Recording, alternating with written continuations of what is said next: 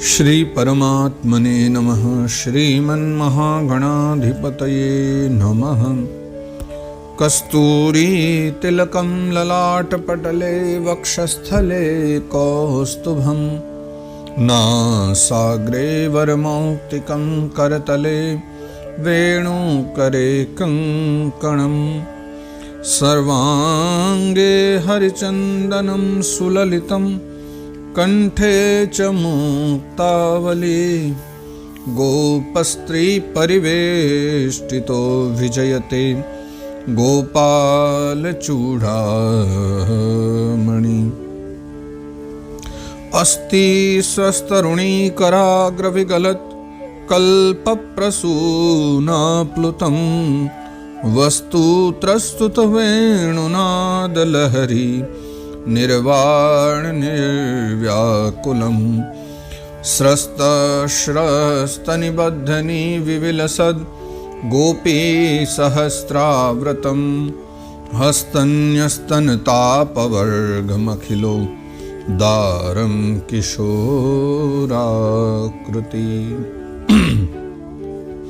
जय सिया राम, जय श्री कृष्ण। सभी भगवत प्रेमी और भागवत प्रेमी जनों के चरणों में मेरा बारंबार कोटिशः वंदन प्रणाम। और भागवत यात्रा करते हुए हमारे 7 मास पूर्ण हो गए हैं, उसके लिए आप सभी को बहुत बधाई। और 210 दिनों की यात्रा के बाद आज हम पहुंच गए हैं तृतीय स्कंद के 10वें अध्याय में। यह विशेष रूप से जो ब्रह्मा जी के द्वारा 10 प्रकार की सृष्टि का जो निर्माण हुआ है, या कहीं भगवान नारायण के द्वारा जो सृष्टि बनी है, 10 प्रकार की सृष्टि की जो चर्चा है वो आज के अध्याय में है। 9वें अध्याय तक हम दर्शन कर चुके हैं, मैत्रेय श्रवण करा रहे हैं विदुर जी को भगवत कथा, और उसी प्रसंग में ब्रह्मा जी की उत्पत्ति। और 9वें अध्याय में फिर हमने देखा कि ब्रह्मा जी ने जो प्रार्थना करी 25 श्लोकों में भगवान की, फिर प्रकट हुए भगवान नारायण ने उनको आशीर्वाद दे करके और सृष्टि करने का आदेश दिया। अब उसके आगे की जो चर्चा है वो आज हम 10वें अध्याय से तीसरे स्कंद के 10वें अध्याय में 10 प्रकार की सृष्टि की चर्चा करेंगे। तो आइए शुभारंभ करते हैं इस पावन अध्याय को। श्री परमात्मने नमः। श्रीमन्महागणाधिपतये नमः। श्रीमद्भागवत महापुराणम् अथ तृतीय स्कंध अथ 10मोऽध्यायः। विदुर उवाच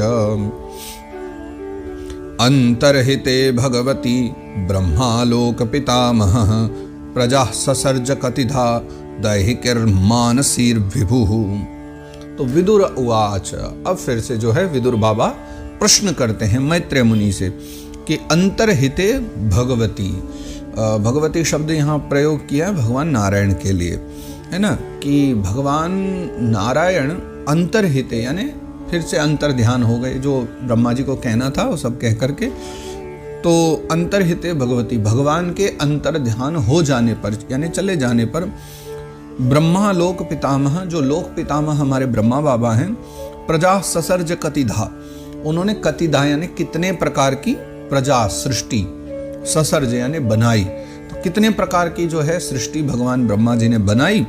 दैहिकीर मानसिर विभुः, दैहिकीर मतलब ब्रह्मा जी ने अपने देह से किनको उत्पन्न किया, और मानसिर विभु यानी मन से कितने प्रकार की। तो 2 प्रकार की सृष्टि है ना, दैहिक सृष्टि और मानसिक सृष्टि, तो जिन्हें हम संकल्प सृष्टि भी कहते हैं। तो ब्रह्मा जी के मन से कौन कौन उत्पन्न हुआ है और ब्रह्मा जी की देह से कौन कौन उत्पन्न हुआ है, कृपा करके आप हमको वो बतलाइए। तो ये विदुर जी पूछ रहे हैं। और आगे एक और प्रश्न वो करते हैं, ये च मे भगवन् पृष्टास्त्वय्यर्था बहुवित्तम तान् वदस्वानुपूर्व्येण छिन्दीनः सर्वसंशयान्।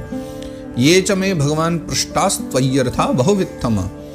विदुर जी कहते हैं इसके सिवाय मैंने आपसे जो जो बात पूछी है ना, भले पहले पूछ ली हो और अभी तक आपने जो न बताई हो वो भी, ये च मे भगवन् पृष्टा, जो जो मैंने पूछा, त्वय्यर्था बहुवित्तम, जो बहुत सी बातें मैंने आपसे पूछी हैं, है ना। तो क्या करना है कि तान वदस्वानुपूर्व्येण, अनुपूर्वेण यानी क्रमशः फिर उनको एक एक करके आप सब बताते रहिए। और छिन्दीनः सर्व संशयान, और आप जो है ना छिंदिनः सर्व संशयान, जितने भी हमारे संशय हैं उनका छेदन कर दीजिए, यानी सारे संशयों को मिटा दीजिए। क्योंकि बहुवित्तम, क्योंकि आप बहुवित्तम, बहुमन बहुत, और वित्त यानी जानने वाला, तो बहुवित्तम, हे ब्रह्मा जी आप तो बहुत कुछ जानने वाले हो, यानी एक प्रकार से आप सब कुछ जानते हो। तो कृपा करके अब जो है जो मैंने पूछा है वो सब आप बतला दीजिए। फिर सूत बाबा कहते हैं यहाँ पर, क्योंकि देखो एक साथ कितनी कथाएं चल रही हैं। एक और सूत बाबा वही कथा को सौनकादिक ऋषियों को सुना रहे हैं, ठीक है ना, उन्हीं के, और वो क्या बताते हैं कि भाई सुखदेव जी यही कथा परीक्षित को सुना रहे हैं, और सुखदेव जी परीक्षित को सुनाते समय उसके भीतर जो कथा चल रही है वो मैत्रेय और विदुर जी का संवाद चल रहा है, और मैत्रेय विदुर जी की जो कथा है उसके भीतर सृष्टि क्रम की चर्चा चल रही है। तो सूत बाबा आप कह रहे हैं, सूत उवाच एवं संचोदितस्तेन क्षत्रा कौशारवो मुनिः प्रीतः प्रत्याहतान् प्रश्नान् हृदयस्थानथ भार्गव।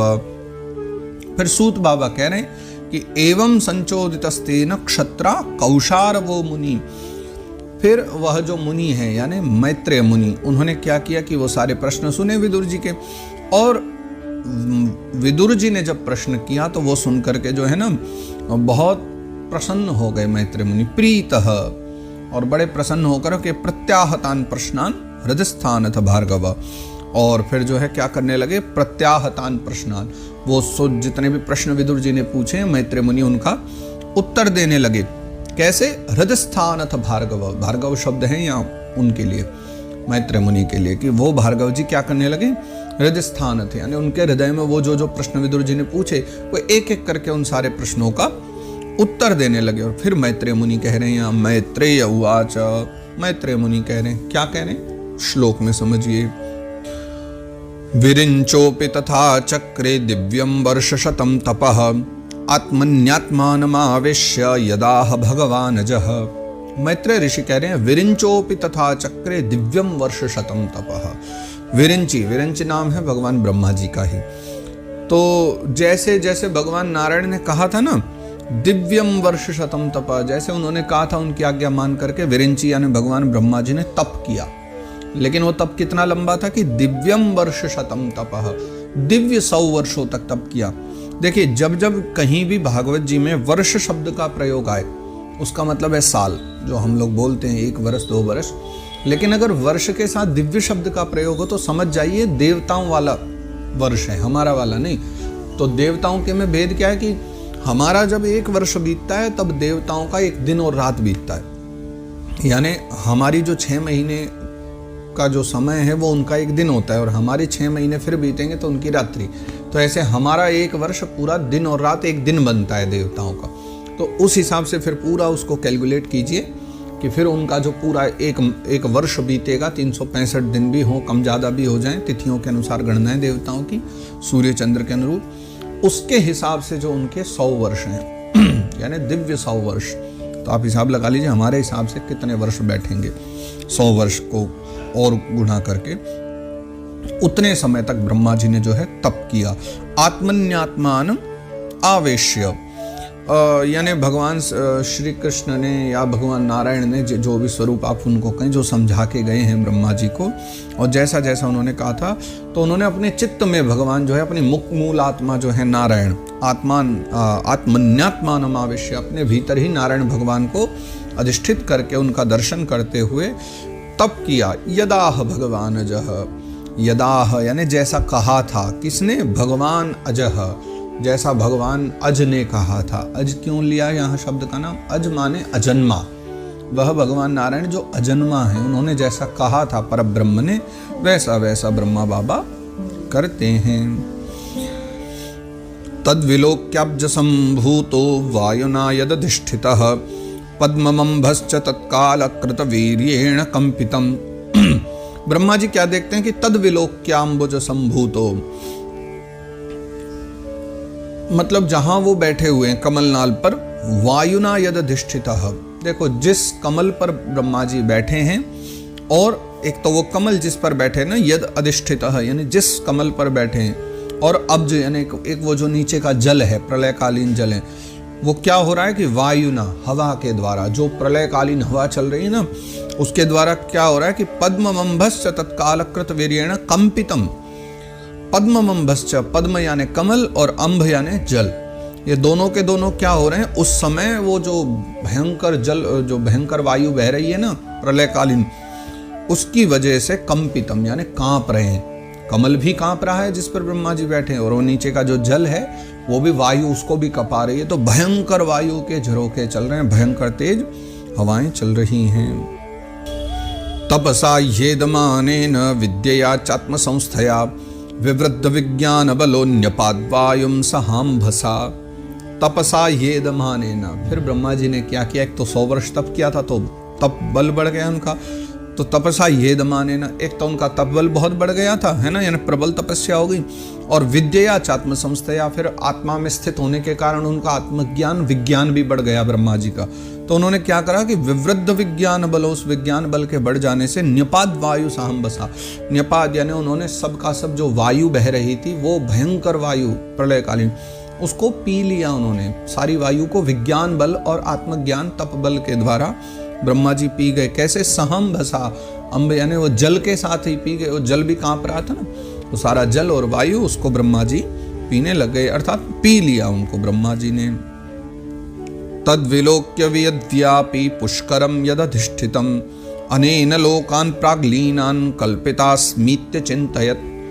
तद्विलोक्य वियद्व्यापी, फिर वो जल पीने के बाद में उन्होंने विशाल, वो जो वियद्व्यापी मतलब पूरे आकाश में जो फैला पड़ा है इतना विशाल कमल जिस पर वो बैठे हुए हैं, तद्विलोक्य, विलोक्य ने उसको देखते हैं ब्रह्मा जी कमल को, कि अब तो कमल ही दिख रहा है जो चारों तरफ फैला पड़ा है। तो पुष्करम यद अधिष्ठितम, वह पुष्कर कमल जिस पर वो अधिष्ठित है यानी बैठे हुए ब्रह्मा जी, वो क्या करते हैं, अनेन लोकान प्रागलीन, वो सोचने लग गए, ब्रह्मा बाबा सोच रहे हैं कि अनेन लोकान प्रागलीनान, जो पूर्व काल में बहुत सारे लोग थे, विविध प्रकार के लोग थे जो सब लीन हो गए थे, कल्पितास्मीत्य चिंतयत, फिर वो विचार करते हैं, वो ऐसा चिंतन करते हैं कि अब जो है ना इसी कमल के द्वारा मैं उनको प्रकट करूंगा, यानी पूर्व काल में प्रलय के समय जितने भी लोग लीन हो गए हैं, यानी सब के सब भगवान में लीन हो गए थे, अब उनकी दोबारा सृष्टि करनी है। तो ब्रह्मा जी सोचते हैं कि मैं इसी कमल के द्वारा वो सब के सब जो हैं फिर से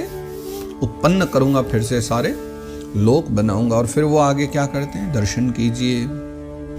पद्मकोशम तदाविश्य भगवत कर्म चौदितः एकम व्यभांक्षि दुर्धा त्रिधा भाव्यम द्विसप्तधा। पद्मकोशम तदाविश्य, फिर ब्रह्मा जी ने क्या किया, उस कमल कोश के भीतर प्रवेश किया। इन विशाल कमल जो था बहुत बड़ा था, है ना, चारों तरफ फैला हुआ था, वही छोटा मोटा कमल नहीं था, उसके भीतर ब्रह्मा जी चले गए। भगवत कर्म चोदितः, और जिस भगवान के द्वारा जिस कर्म में उनको लगाया गया था सृष्टि करना, उसी कर्म को करने के लिए पद्मकोशम तदाविश्य प्रवेश कर गए पद्मकोश में।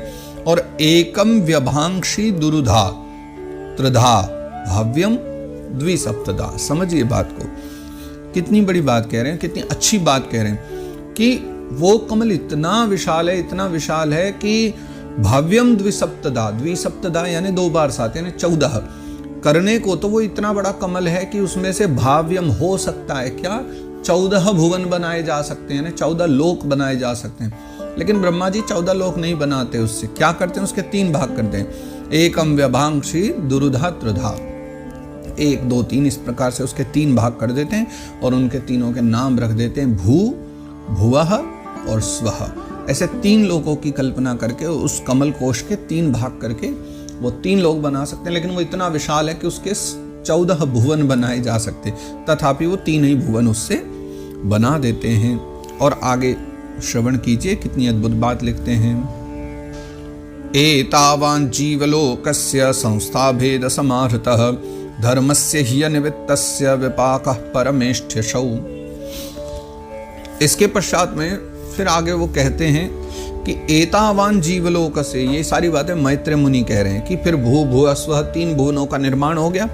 लेकिन 3 का ही क्यों, कि एतावान जीवलोक से, इस संसार के, इस लोक के जितने भी जीव हैं, है ना, तो जो भौगिक सुख पाना चाहते हैं या जो भोग योनियां और भोग लोक कहेगा ना, वो 3 में ही समाये हुए हैं। एक भू, एक भुवर लोक, एक स्वरलोक, ठीक है ना। भूलोक तो जिसमें हम लोग रहा करते हैं, पृथ्वी भी जिसे हम कहते हैं, तो इसी का नाम भूलोक है। तो यही तीन है। लेकिन धर्मस्य निमित्तस्य विपाक परमेष्टेषु, कुछ ऐसे भी तो हैं संसार में जिन्हें ये सब चाहिए ही नहीं, जो भोग प्रवृत्ति आदि नहीं चाहिए, तो फिर उनके लिए तीन अलग से जो लोक हैं उनका निर्माण ब्रह्मा जी के द्वारा किया गया। भोग लोक ये तीनों ही हैं जिनका शास्त्रों में वर्णन है, भू, भुवा और स्वः।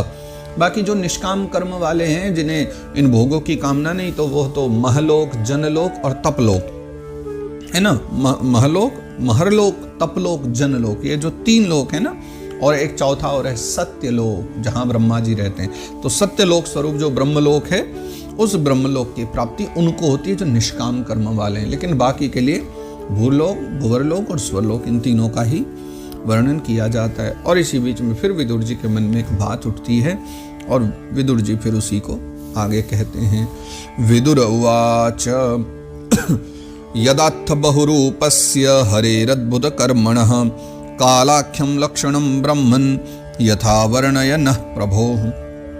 फिर विदुर जी पूछते हैं कि हे प्रभु, मैत्रेय जी से कह रहे हैं कि आपने जो है ना पूर्व काल में एक बार कहा था कि वो जो अद्भुत कर्मा और विश्वरूप भगवान श्री हरि हैं, यदार्थ बहुरूपस्य यानी अनेक रूपों वाले, और हरेर अद्भुत कर्मणा अनेक अद्भुत कर्म वाले भगवान श्री हरि जो हैं, उनकी जो है काल नामक शक्ति की जो है ना आपने बात कही थी पूर्व में, कालाख्यम लक्षणम ब्रह्मन यथा वर्णयन प्रभु। आपने वो जो काल रूपी एक शक्ति भगवान की कही थी, तो कृपा करके है ना आप उसी काल रूप शक्ति का विस्तार से वर्णन कीजिए। कालाख्यम लक्षणम यानी काल के क्या लक्षण हैं, हे ब्रह्मन, हे मैत्रेय मुनि, यथा वर्णयन प्रभो, जैसा जैसा आपने कहा था ना काल नाम की शक्ति है, उसी काल नाम की शक्ति का थोड़ा विस्तार से आप जो है वर्णन कीजिए। वो मेरी जानने की, सुनने की इच्छा हो रही है। तब मैत्रेय मुनि कहते हैं, मैत्रेय उवाच गुणव्यतिकराकारो निर्विशेष प्रतिष्ठितः पुरुषस्तदुपादानम् आत्मानं लीलया सृजत। मैत्रेय मुनि ने जो यहाँ काल का एक परिभाषा की है वो बड़ी प्यारी है, आप वो समझिए। गुणव्यतिकराकारो, वस्तुतः काल क्या है, काल की परिभाषा क्या है कि विषयों का रूपांतर ही काल है। आप समझिए इस बात को, विषयों का रूपांतर ही काल है। तात्पर्य, आज ये चमड़ी ऐसी है, कल ये ऐसी नहीं रहेगी, यही काल है। काल मतलब एक समय के बाद परिवर्तन आ जाना ही काल है। कहते ना कि कल हम ऐसे थे, आज हम ऐसे हैं, कल हम ऐसे होंगे।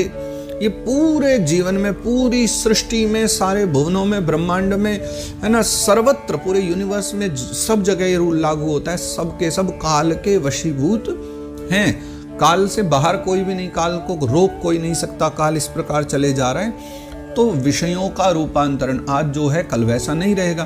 तो ये जो रूपांतरण होता रहता है, सब कुछ बदलता रहता है ना, यही काल का प्रभाव है और यही एक काल की परिभाषा है। तो विषयों का बदलते रहना ये काल का एक आकार है, ये काल का रूप है ना। देखो, निर्विशेषो अप्रतिष्ठितः, स्वयं देखा जाए तो निर्विशेष है स्वयं काल। काल मतलब भगवान का ही एक नाम काल है, भगवान स्वयं काल है। निर्विशेष है, अनादि हैं, अनंत हैं। अब ये काल का स्वरूप गा रहे हैं, पर ये तो भगवान का स्वरूप है। तो इससे ये सिद्ध होता है कि काल और कोई नहीं, भगवान ही है। तो इसलिए बस उसको एक काल रूप को भगवान जो है ना निमित्त बना करके क्या करते हैं, खेल खेल में ही अपने आप को जो है सृष्टि के रूप में प्रकट कर देते हैं। तो सृष्टि और कुछ भी नहीं, भगवान का ही रूप है। काल का ही आश्रय लेकर के, या कहो काल को निमित्त बना करके भगवान स्वयं को ही सृष्टि के रूप में बना दिया करते हैं। पुरुषस्तदुपादान, उपादान कारण बना करके उसको, काल को, आत्मानम लीलया सृजत, अपने द्वारा यानी अपने स्वयं के द्वारा ही लीला का सृजन करते हैं, यानी पूरी सृष्टि आदि बना दिया करते हैं। विश्वं वै ब्रह्म तन्मात्रं संस्थितं विष्णु मायया ईश्वरेण परिच्छिन्नं कालेन व्यक्तमूर्तिना। मैत्रेय मुनि कह रहे हैं कि हे विदुर जी, विश्वं वै ब्रह्म तन्मात्रम, पूरा का पूरा जो विश्व है पूर्व काल में ब्रह्म स्वरूप होकर के स्थित था। संस्थितम विष्णु माया, ये ब्रह्म रूप होकर स्थित था, लेकिन किसके द्वारा, विष्णु जी की माया के द्वारा, भगवान विष्णु की माया के द्वारा। तो ईश्वरेण परिच्छिन्नम कालेन अव्यक्त मूर्ति न, फिर वही जो काल रूपी अव्यक्त मूर्ति हैं, उन्हीं अव्यक्त मूर्ति काल के द्वारा भगवान ने जो है फिर पृथक रूप से उस संसार को प्रकट कर दिया। तो अब देखने में ऐसा लगता है कि पृथक है, लेकिन वस्तुतः कुछ भी पृथक नहीं है, सबका सब वो परमात्मा में ही समाया हुआ है, परमात्मा के द्वारा ही प्रकट हुआ है सब। यथेदानीं तथाग्रे च पश्चादप्येतदीदृशं सर्गो नवविधस्तस्य प्राकृतो वैकृतस्तु यः। यथेदानीं तथाग्रे च, यथेदानीं यानी यथा इदानीं, जैसा अभी संसार दिख रहा है ना, तथाग्रे च पहले भी यानी आगे में भी ऐसा ही था पहले, पश्चादप्ये तदिदृशम बाद में भी ऐसा ही होगा। यानी जो आज जगत बन रहा है ना, जो चलता दिख रहा है, ये कभी पहले भी ऐसा था और आने वाले निकट भविष्य में भी फिर कभी ना कभी ऐसा ही होने वाला, ये सब ऐसा ही रहेगा। तो सर्गो नवविधस्तस्य, तो इस सृष्टि की जो पूरी चर्चा की गई है वो 9 प्रकार की कही गई है कि 9 प्रकार की जो है ना सृष्टि होती है। लेकिन प्राकृतो वैकृतस्तु यह, ये जो प्राकृत और वैकृत के भेद से ना एक 10वीं सृष्टि भी कहलाती है। तो कुल मिलाकर के जो है 10 प्रकार की सृष्टि हैं, वैसे 9 प्रकार की है सर्गो नवविधस्तस्य, 9 प्रकार की सृष्टि, और प्राकृत वैकृत के भेद से देखें तो एक 10 प्रकार की सृष्टि भी मानी जाती है। काल द्रव्य गुणैरस्य त्रिविधः प्रतिसंक्रमः आद्यस्तु महतः सर्गो गुण वैषम्यमात्मनः। तो मैत्रेय मुनि कहते हैं कि जैसा पूर्व श्लोक में बताई दिया, सर्गो नवविधस्य 9 प्रकार की सृष्टि और प्राकृत वैकृत भेद से 10वीं प्रकार की भी है। फिर वो कहते हैं काल द्रव्य गुणैरस्य त्रिविधः प्रतिसंक्रमः। देखो फिर जो प्रलय काल आता है ना, तो इसका जो प्रलय काल है वो कैसे होता है, द्रव्य और गुणों के द्वारा होता है। यानी काल द्रव्य गुणैरस्य, द्रव्य और गुण के द्वारा ही जो है ना इस पूरी की पूरी सृष्टि में प्रलय आता है। लेकिन त्रिविधः प्रतिसंक्रमः, लेकिन वो 3 प्रकार का होता है। कैसा होता है, नहीं, अगली लाइन में अगले पंक्ति में ये नहीं बताया, और 3 प्रकार का कैसे, ये बात यहीं खत्म कर दी गई है कि काल द्रव्य गुणैरस्य त्रिविधः प्रतिसंक्रमः, कि द्रव्य और गुणों के द्वारा 3 प्रकार का जो है ना जो है प्रलय होती है, 3 प्रकार से प्रतिसंक्रमः। लेकिन अगली पंक्ति में फिर वो क्या कर देते हैं कि अब वो 10 प्रकार की जो सृष्टि है वो बताना शुरू कर देते हैं कि अब प्रलय हम बाद में बताएंगे, अब पहले आप 10 प्रकार की सृष्टि समझिए। तो इसी श्लोक की अगली पंक्ति, आद्यस्तु महतः सर्गो गुण वैषम्यमात्मनः। आद्यस्तु यानी सबसे पहले, आगे महतः सर्गो, सबसे पहली जो सृष्टि है उसका नाम क्या है, महतः यानी महत्तत्व। तो पहली सृष्टि जो है भागवत जी के अनुसार महत्तत्व की है। और गुण वैषम्य मात्मनः, गुण वैषम्य यानी गुणों में विक्षोभ, वैषम्य होता है। गुण कौन कौन से हैं, सत्व रज तम। तो ये 3 प्रकार के, देखो वैसे तो हम इसकी चर्चा बहुत अच्छे से कर चुके हैं। अगर आपने ये पूरी कैसे कैसे महत्तत्व उत्पन्न हुआ, कैसे अहंकार चित्त मन बुद्धि सब कैसे प्रकट हुए, अगर अभी तक आपने ये चीज़ नहीं समझ पाए हो तो पिछले भागों में जा करके अब प्रेम से जो है ना, कुछ पहला स्कंद में कई चर्चा है, द्वितीय स्कंद में बहुत सारी चर्चा है, और तृतीय तो चल ही रहा है। तो पूर्व के जो चर्चाएं हैं आप एक बार उनको अच्छे से सुनो। और YouTube और Facebook दोनों जगह हमने अपने मन से ही थोड़े थोड़े डेली का जो एक वो आता है ना भाग, उसको अपने बुद्धि के अनुरूप मैंने थोड़ा थोड़ा सा कुछ मूल बातें को उठा करके उसका टाइटल बनाया है, ताकि समझने में आपको आसानी हो। तो आप थोड़ा वहाँ एक बार देख लोगे ना लिस्ट में, तो समझ आ जाएगा सृष्टि वर्णन कहाँ पर कौन से भाग में मिलेगा। थोड़ा टाइटल देख करके आप भीतर प्रवेश करो और उनको सुनो। तो वहाँ बड़े विस्तार से सारी चर्चा थी कैसे वो विक्षोभ होता है गुणों में। तो यहाँ वही बता रहे हैं अभी कि वो जो सत्वादि गुण हैं उनमें जब विषमता होती है, विक्षोभ आदि होता है, तो वही इसका स्वरूप बनता है, यानी महत्तत्व का स्वरूप है। तो आद्यस्तु महतः सर्गो, जो 10 प्रकार की सृष्टि उनमें पहली सृष्टि क्या है, महत्तत्व जो है वही पहली सृष्टि है। द्वितीयस्त्वहमो यत्र द्रव्य ज्ञान क्रियोदयः भूत सर्गस्तृतीयस्तु तन्मात्रो द्रव्य शक्तिमान। दूसरी और तीसरी सृष्टि की बताई। द्वितीयस्तु अहमो यत्र, यानी दूसरी जो सृष्टि है वो अहम की है, अहम यानी अहंकार। तो अहंकार की सृष्टि दूसरी है, और वो कैसी है कि द्रव्य ज्ञान क्रियोदयः, यानी पृथ्वी पंचभूत ज्ञानेन्द्रियां और कर्मेंद्रियां, ये सब के सब जिसके द्वारा प्रकट होते हैं। द्रव्य ज्ञान क्रियोदय मतलब सीधा सीधा स्पष्ट उन्होंने कह दिया है कि देखो जिससे भी अहंकार से ज्ञानेन्द्रियां कर्मेंद्रियां है ना। और पृथ्वी आदि जो पंचभूत हैं, यानी पृथ्वी, वायु, जल, अग्नि, आकाश, यह जो 5 पंच महाभूत कहे गए, ये भी सब उसी से उत्पन्न होते हैं। और तीसरी शक्ति क्या है कि भूत सर्गस तृतीयस्तु तन्मात्रो द्रव्य शक्तिमान। तीसरी जो सृष्टि है वो भूत सर्ग है। तो पहली महतत्व, दूसरा अहंकार, तीसरा भूत सर्ग। भूत सर्ग में क्या होता है? तन्मात्रो द्रव्य शक्तिमान। पिछले जो द्रव्य ज्ञान की हमने बात करी, उनके लिए क्या चाहिए होता है? तो तन्मात्र भी तो चाहिए। पंच महाभूत प्रकट कैसे होंगे? तन्मात्र की आवश्यकता पड़ेगी। तो वह तन्मात्रो द्रव्य शक्तिमान, जो ये पंच महाभूतों को उत्पन्न करने वाला, प्रकट करने वाला जो तन्मात्र वर्ग है, तन्मात्र वर्ग यानी सभी तन्मात्राएं एकत्रित, वो सारी जो तन्मात्रा हैं वो भूत सर्ग में उत्पन्न होती हैं। यानी तीसरी जो सृष्टि है भूत वर्ग की, उसी में सारी तन्मात्राओं की उत्पत्ति हुआ करती है। अब चौथी के बारे में अगले श्लोक में बताते हैं।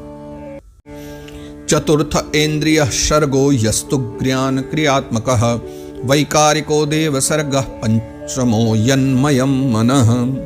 चतुर्थ इंद्रिय सर्गो, चौथी जो सृष्टि है ना वो इंद्रियों की है, यानी इंद्रियों की जो सृष्टि होती है वो चौथी सृष्टि मानी गई है। और यस्तु ज्ञान क्रियात्मकः, यानी ज्ञान और क्रियात्मक यानी क्रिया शक्ति से संपन्न होती है। यानी चौथी जो सृष्टि है इंद्रियां, इंद्रियों में क्या होता है? क्रिया भी होती है और ज्ञान भी होता है। क्योंकि सारा अगर आप थोड़ा सा विचार करके देखो तो हम इंद्रियों के द्वारा ही हमारा शरीर चल रहा है, और वो सारी इंद्रियां, उन्हीं के भीतर ज्ञान होता है, उन्हीं के भीतर क्रिया शक्ति होती है। क्रिया शक्ति ना हो तो ये तो धरे रह जाएं। आंख देखने के लिए होती है, लेकिन अगर उसकी तन्मात्रा काम न करे, इंद्रिय काम न करे, नेत्रेंद्रिय अगर काम न करे तो नेत्र गोलक धरे ही रह जाएंगे, दिखना बंद हो जाएगा। तो नेत्रेंद्रिय भी काम करनी चाहिए। क्रिया शक्ति वही है, ज्ञान वही है। तो ज्ञान और क्रिया शक्ति से संपन्न जो इंद्रियां हैं वही चौथा सर्ग है, यानी चौथी सृष्टि है। और वैकारिको देव सर्ग पंचमो यन्मयम् मनः, पांचवी जो सृष्टि है ना वो सात्विक अहंकार से उत्पन्न। अहंकार के भी तीनों रूप है ना, तो उसमें जो सात्विक अहंकार है, देखो मैंने अभी बतलाया था कि पूरी डिटेल से जानना समझना हो सृष्टि को, पहले के भाग सुन लेना। तो वहां हमने तीनों चर्चा करी थी कि अहंकार के 3 भाग हुए, है ना। अहंकार में क्षोभ हुआ, तो जब सात्विक क्षोभ होगा तो कौन उत्पन्न होगा? रजस क्षोभ होगा तो कौन उत्पन्न होगा? और तामसी प्रवृत्ति मिलेगी जब अहंकार से तो कौन उत्पन्न होगा? तो सात्विक जो अहंकार है, अहंकार के 3 रूपों में जो सात्विक अहंकार है, उससे जो इंद्रियों के अधिष्ठाता जो देवता हैं वो उत्पन्न होते हैं। तो ये जो है ना, ये पांचवी सृष्टि कही गई है। पंचमो यन्मयम् मनः वैकारिको देव सर्गः, ये देव सर्ग है। देव सर्ग मानी गई है पांचवी सृष्टि। इंद्रिय सृष्टि चौथी और पांचवी सृष्टि हो गई देव सर्ग, यानी देवताओं की उत्पत्ति। कौन से देवता? जो इंद्रियों के अधिष्ठाता देवता भी हैं और सात्विक अहंकार से जो उत्पन्न होते हैं। और यन्मयम् मनः ये भी लिख दिया है, पंचमो यन्मयम् मनः, मतलब ये जो पांचवी सृष्टि है देवताओं की, मन भी इसी के भीतर आता है। यानी मन की सृष्टि भी जो है इसी वाली सृष्टि में, देव सृष्टि जो मान सकते हो आप इसको, देव सर्ग मानना क्या है? देव सर्ग ही है, देव सृष्टि ही है पांचवी। तो पांचवी सृष्टि में ही मन भी प्रकट होता है। अब छठे के बारे में बतला रहे हैं। षष्ठस्तु तमसः सर्गो यस्त्व बुद्धिकृतः प्रभो षडिमे प्राकृतः सर्गा वैकृतानपि मे शृणु। मैत्र मुनि कह रहे हैं कि विदुर जी, छठी वाली जो सृष्टि है ना वो अविद्या की है। जी हाँ, ये बहुत सारे शब्द हम जो सुनते हैं ना, अविद्या, अस्मिता, राग, अभिनिवेश, ये सब इनमें से एक अविद्या है। तो छठी जो सृष्टि है ना वो अविद्या की होती है। इसमें अविद्या में क्या होता है? इसमें तामिश्र, अंधतामिश्र, तम, मोह और महामोह, ये 5 प्रकार की गांठें हैं अविद्या की। हाँ, ये तामिश्र, अंधतामिश्र नरकों के नाम भी हैं और अविद्या के भाग भी हैं। तो तम, मोह, महामोह, तामिश्र, अंधतामिश्र, 5 गांठें हैं अविद्या की। ये करती क्या है? ये जीवों की जो बुद्धि है ना उसका जो आवरण है और विक्षेप करने वाली बुद्धि में यह जो अविद्या होती है। तो ये 6 प्रकार के जो है ना प्राकृत सृष्टि होती है, 6 प्रकार की प्राकृत सृष्टियां हैं, उनके बारे में बतलाया है। अब जो है वैकृत सृष्टि भी हैं, उनका भी विवरण आप यहां से श्रवण कीजिए। रजो भाजो भगवतो लीलेयं हरिमेधसः सप्तमो मुख्य सर्गस्तु षड्विधस्तस्थुषाम चयः। अब देखिए 6 प्रकार की जो सृष्टि है ना वो छठवीं है। यानी अविद्या की जो है, और अविद्या के साथ 5 और हो गए, अविद्या, फिर तामस, अंधतामस, तम, मोह और महामोह। 6 का नाम तो ये लेकर के ये जो है ना, ये प्राकृत सृष्टि मानी गई है, लेकिन कुछ वैकृत सृष्टि भी होती है। तो 7वीं जो सृष्टि है वो वैकृत है।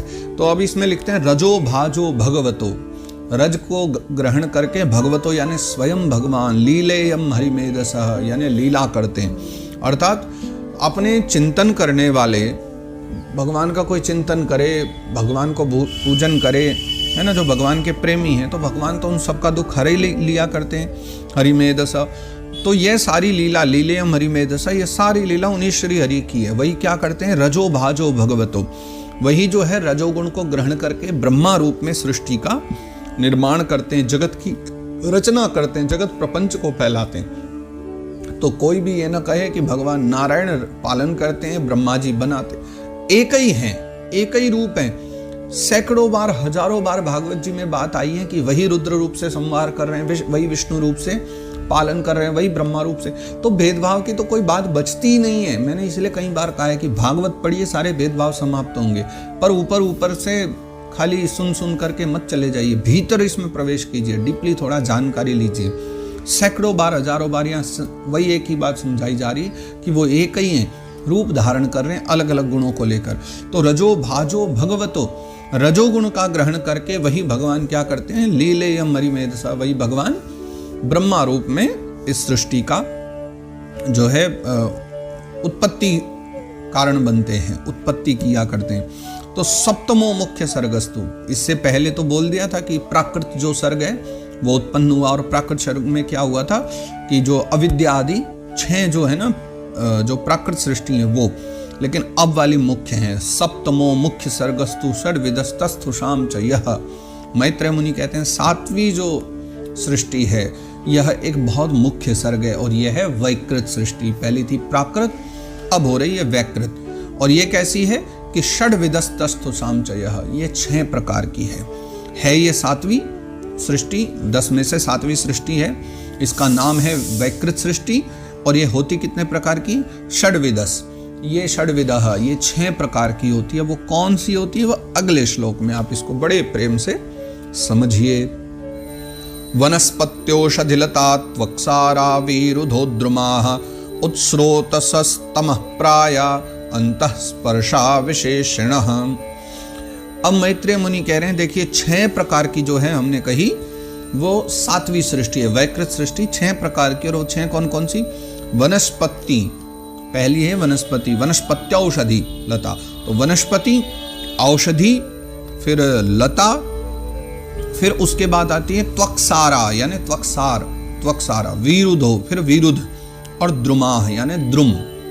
तो ये 6 प्रकार की सृष्टि है, वनस्पति, औषधि, लता, त्वक्सार, वीरुध और द्रुम, है ना, ये 6 प्रकार की होती है। विशेषता क्या है कि उत्स्रोतसस्तमः प्राया, ये जो 6 प्रकार की सृष्टि बता रहे हैं ना वैकृत, ये नीचे से ऊपर की ओर तैयार होती हैं, यानी वनस्पति हो, लताएं हो, औषधि हो, ये सब जड़ से उत्पन्न होती हैं और ऊपर की तरफ बढ़ती हैं। यानी ये सभी पेड़ पौधों की बातें चल रही हैं अभी, ये सब ऊपर की तरफ चलती हैं। विशेषता क्या है कि अंतः स्पर्शा, इनमें बाहरी ज्ञान नहीं होता, इनमें प्राय जो है ज्ञान शक्ति प्रकट नहीं होती। मान लीजिए हमको कोई थप्पड़ मारे तो हम बोल सकते हैं, कह सकते हैं, हमारे भीतर दर्द भी होता।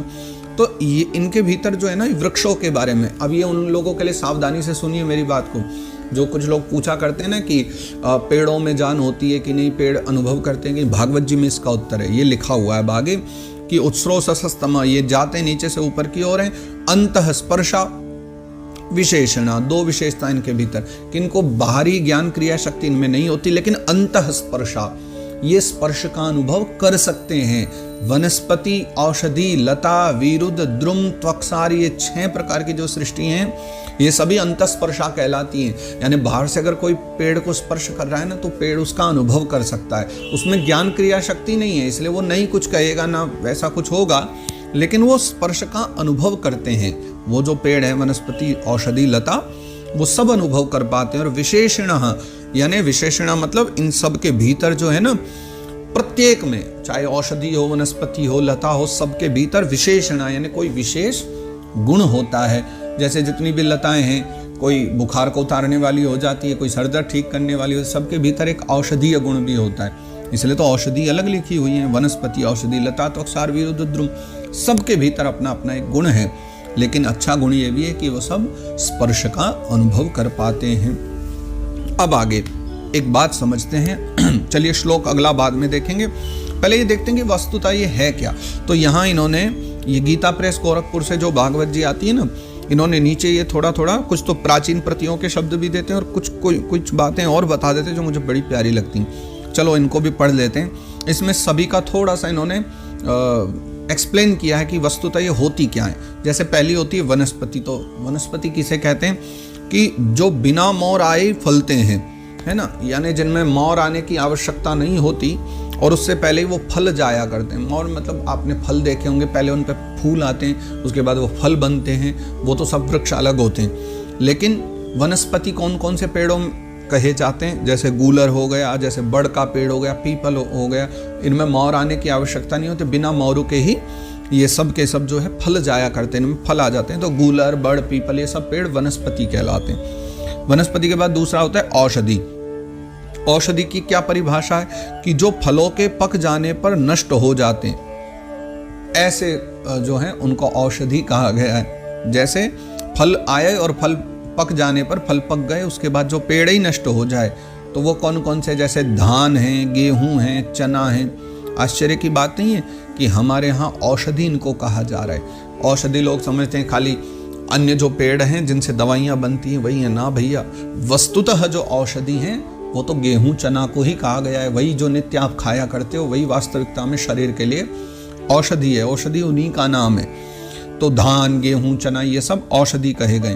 फिर तीसरा आ जाती है लता। अब लता माने हम लोग तो स्पष्ट बेल ही समझते हैं ना, हाँ, उसकी परिभाषा देखते हैं। तो जो किसी का आश्रय लेकर बढ़ते हैं उनको लता कहते हैं, क्योंकि बेल अपने आप नहीं चढ़ सकती ना, या तो लकड़ी पे लगानी पड़ती है, दीवार पे लगानी पड़ती है, नहीं तो फिर वो सीधी सीधी धरती पे ही फैल जाएगी। उसको आश्रय चाहिए, पेड़ की तरह नहीं बढ़ सकती।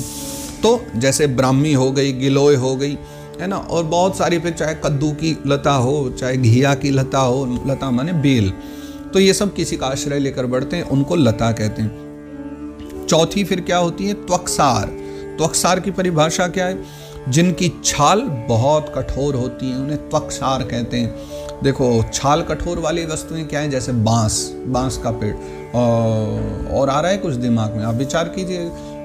बांस के जैसे और कौन कौन से होते हैं, जैसे बांस की छाल जल्दी से नहीं निकलती, उसके लिए थोड़ा पैने, चक्कू आदि लेकर के उतार सकते हैं, हाथ भी काट दे। तो जैसे बांस कठोर होता है ना, तो उसको त्वक्सार कहा गया है। तो वो ये चौथा होता है। फिर पांचवा क्या होती है, वीरुद। पांचवी जो पेड़ों में ही पांचवा आता है वीरुद।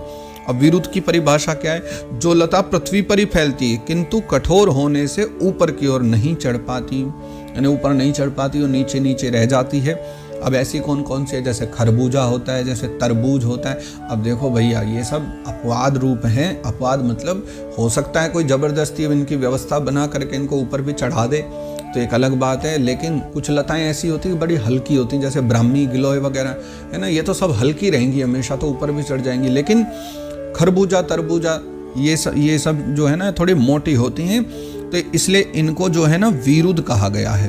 तो इस हिसाब से हमने अभी कद्दू और जो घिया का नाम लिया था, हम लोग उसको भी वीरुद वाली कैटेगरी में डाल सकते हैं, क्योंकि उनकी भी जो लता हैं वो तो बहुत कड़क होती हैं, टाइट होती हैं, तो ये नीचे नीचे रहती हैं। वैसे तो हमने खूब देखा है कि कद्दू और घिया भी चढ़ जाते हैं। आजकल वो बिटोरा बनते हैं ना, जिनमें कंडा उपला धरते हैं, तो उनके ऊपर भी वो चढ़ जाया करते हैं, दीवारों पे भी चढ़ जाती हैं। तो लेकिन फिर इनको वैसे हम वीरुद की कैटेगरी में डाल सकते हैं, क्योंकि इनकी जो है ना, जो क्या कहें आप उसको, शाखा है ना, जो लता है ये थोड़ी कठोर हो जाती है, तो इस कारण से इनको वीरुद कहा जा सकता है। जो हल्की वाली हो उसको तो फिर हमने उसमें डाला ही हुआ है, यानी तीसरी जो हमारी लता मानी गई है, लता तो वो हो गई, और इन सबको वीरुद कह सकते हो। और फिर छठा जिसका नाम हम लोगों ने रखा हुआ है द्रुम जिसे कहते हैं। इसकी परिभाषा क्या है कि जिनमें पहले फूल आकर फिर फूलों के स्थान में फल लगते हैं, तो ये हो गए द्रुम।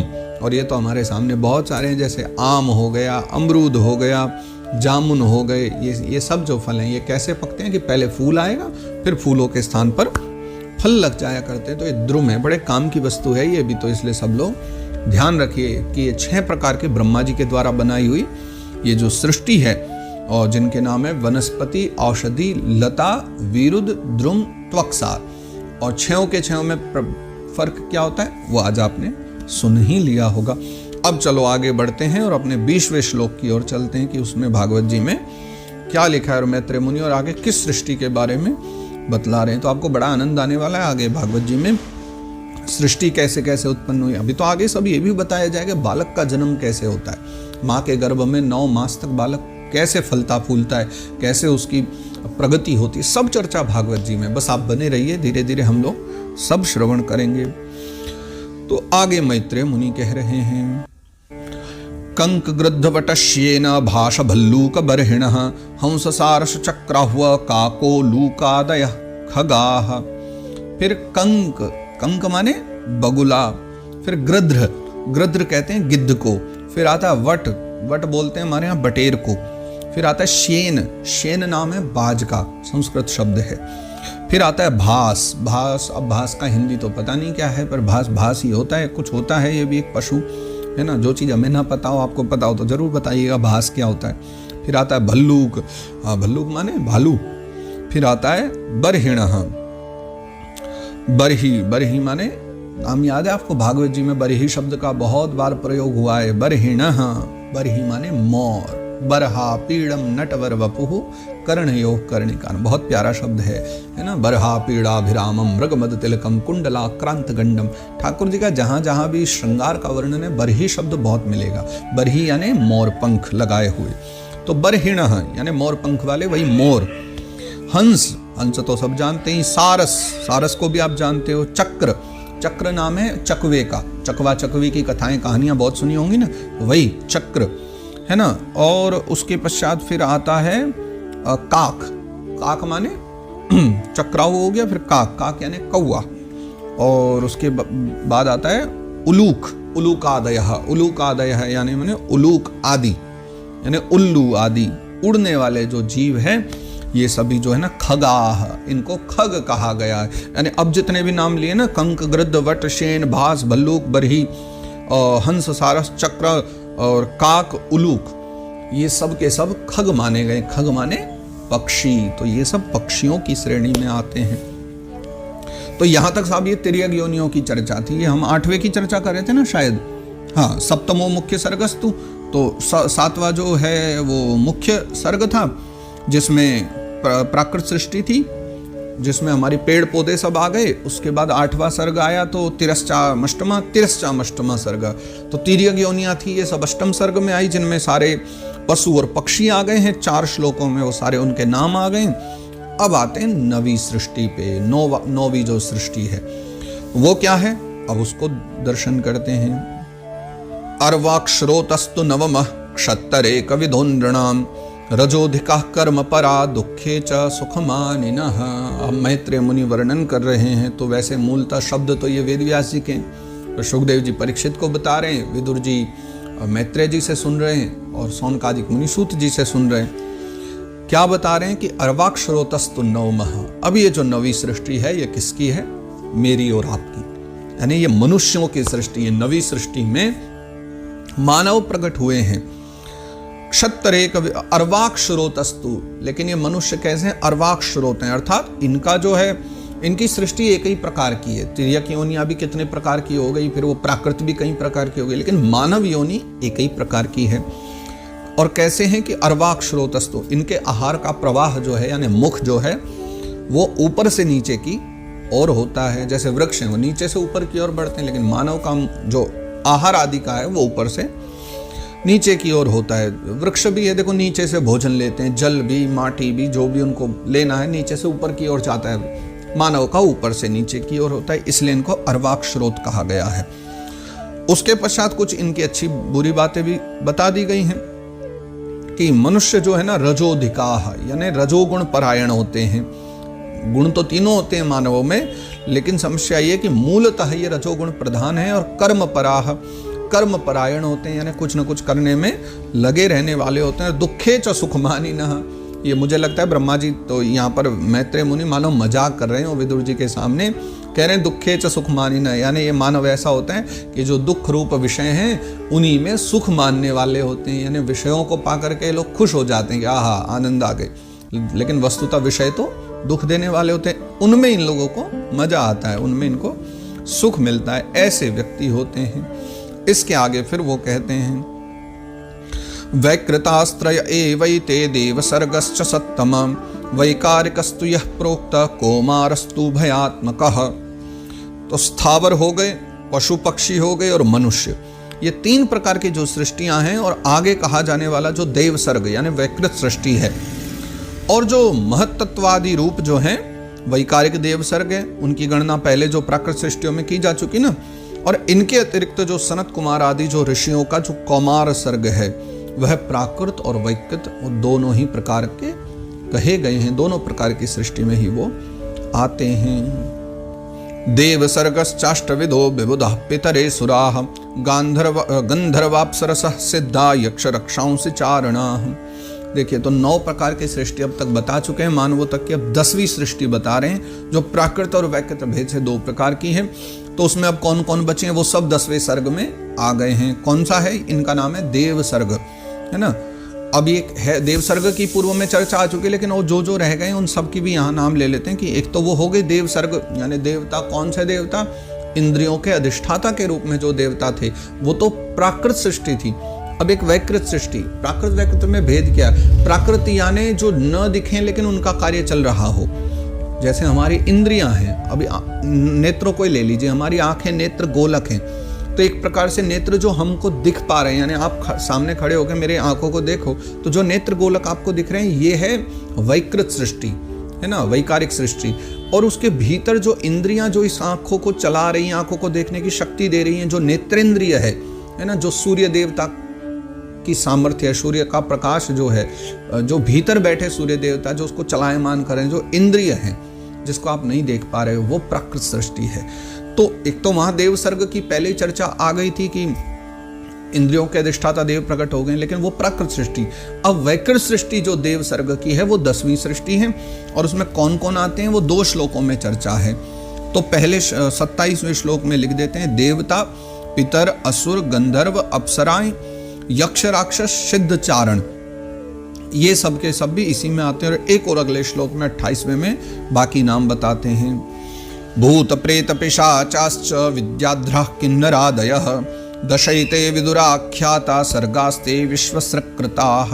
और 10वीं सृष्टि में आने वाले और भी कुछ हैं, इनके नाम हैं चारण, विद्याधर, भूत, प्रेत, पिशाच, किन्नर, किमपुरुष, अश्वमुख और आदि आदि भेद से ये सभी जो है ना 8 प्रकार की सृष्टि मानी गई, और ये सब भी देव सर्ग है।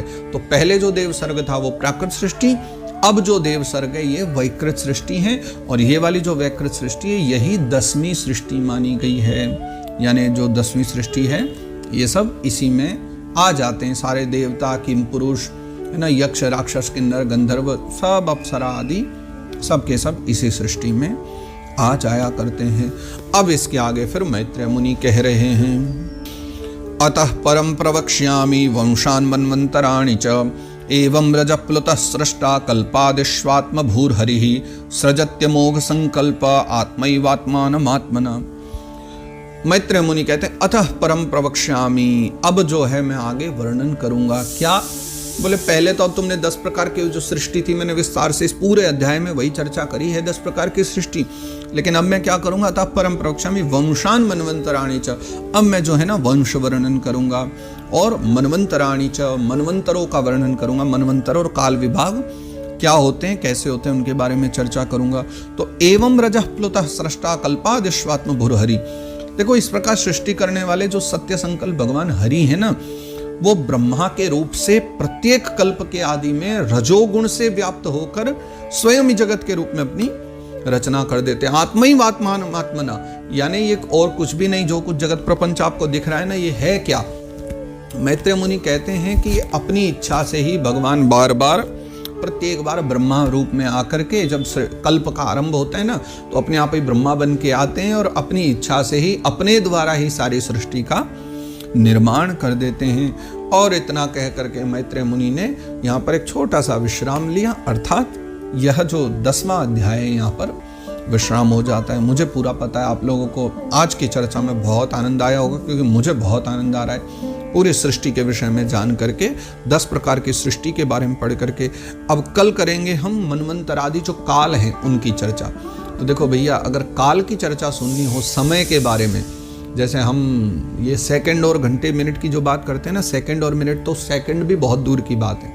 हमारे यहाँ सनातन धर्म में जो बहुत छोटे छोटे समय का माप है ना, त्रुटि आदि, दंड आदि, काष्ठा आदि, पल आदि, बहुत छोटा परिमाण है समय का। तो वो अगर सुनना है तो कल भी बने रहिए, क्योंकि कल 11वां अध्याय होगा और उसमें मनवंतर आदि जो काल है, बहुत बड़े समय से लेकर के बहुत छोटे समय तक की चर्चा भागवत जी में समय समय पर सब आती रहेंगी।